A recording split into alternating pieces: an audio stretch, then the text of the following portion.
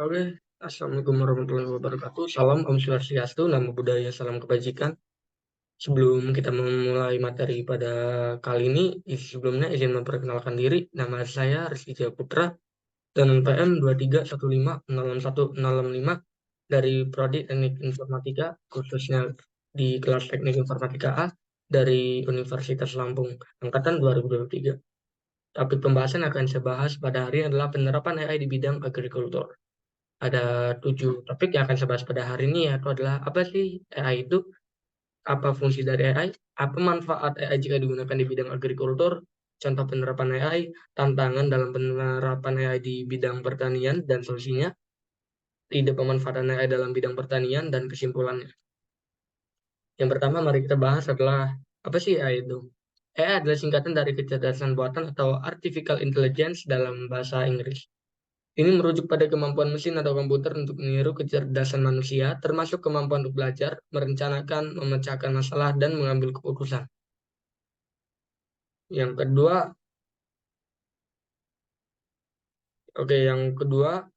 apa fungsi dari AI? Yang pertama ada pengenalan pola. Di sini AI dapat digunakan untuk mengenali pola dalam data yang kompleks, seperti pengenalan wajah, pengenalan suara, dan identifikasi objek. Yang kedua adalah machine learning. AI dapat belajar dari data yang diberikan dan meningkatkan kinerjanya dari waktu ke waktu. Ini mencakup pembelajaran supervisi, tak supervisi, dan penguatan. Yang ketiga adalah otomasi tugas. Yaitu AI dapat mengotomasikan tugas-tugas yang monoton dan berulang seperti proses produksi, pengiriman email, dan layanan pelanggan.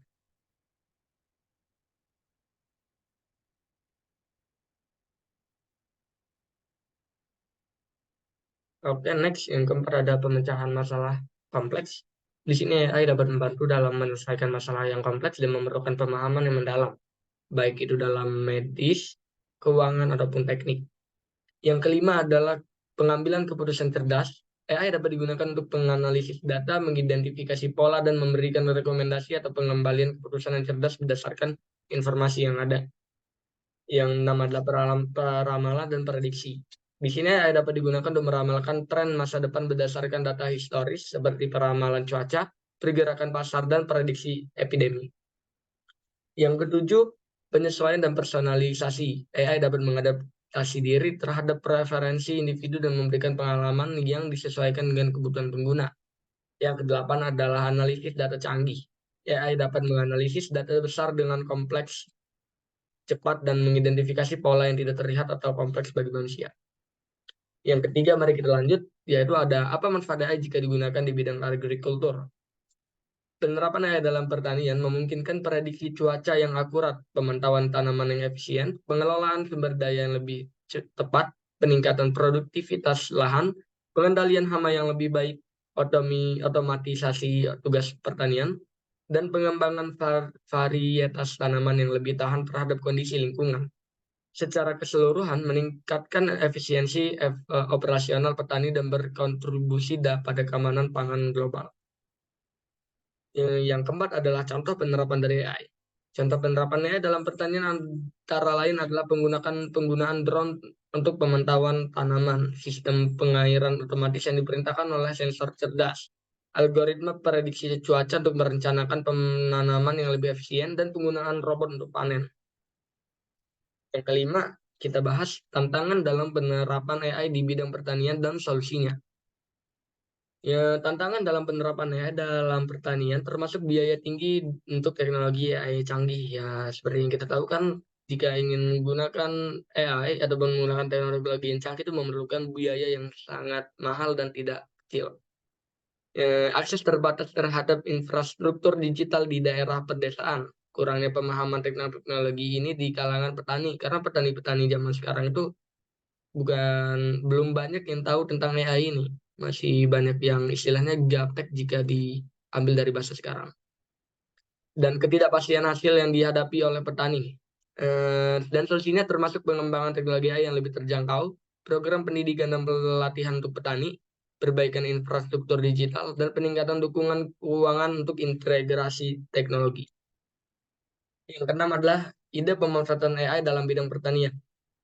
Pengembangan varietas tanaman yang lebih tahan terhadap kondisi lingkungan merupakan adalah aspek penting dalam penerapan AI di bidang pertanian. Dengan menggunakan teknik AI seperti analisis genomik dan pemodelan prediktif, para peneliti dapat memahami lebih dalam tentang karakteristik genetik tanaman dan bagaimana tanaman bereaksi terhadap lingkungan tertentu atau serangan penyakit. Dengan demikian, mereka dapat mengembangkan varietas tanaman yang memiliki toleransi yang lebih tinggi terhadap stres lingkungan, seperti kekeringan, banjir, atau serangan hama tertentu. Kondisi ini tidak hanya dapat meningkatkan hasil panen dan ketahanan tanaman terhadap perubahan iklim, tetapi juga berpotensi mengurangi ketergantungan terhadap penggunaan pestisida dan pupuk kimia, sehingga memberikan manfaat jangka panjang bagi keberlanjutan pertanian. Selain itu, pengembangan varietas tanaman yang unggul melalui AI juga dapat membantu dalam menciptakan tanaman dengan kandungan gizi yang lebih tinggi, yang berkontribusi pada peningkatan kualitas pangan dan kesehatan manusia secara keseluruhan.